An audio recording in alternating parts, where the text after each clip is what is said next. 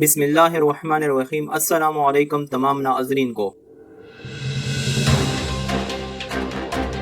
بھارت اپنی ہی کھودے ہوئے گڑھے میں جا گرا۔ پاکستان کے خلاف کی جانے والی آبی جارحیت بھارت کے اپنے گلے ہی پڑ گئی ہے۔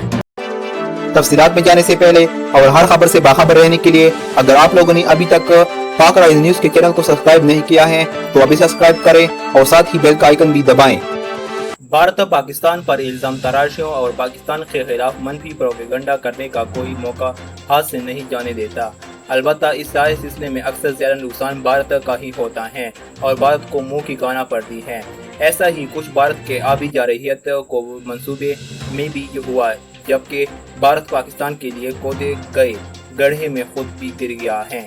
تفصیلات کے مطابق بھارتی پنجاب میں قائم کردہ بیراج کا بند ٹوٹنے سے اس کے کئی دیہی علاقے زیر آب آ گئے ہیں، جس کی وجہ سے پاکستان میں عارضی طور پر سیلاب کا خطرہ بھی ٹل گیا ہے۔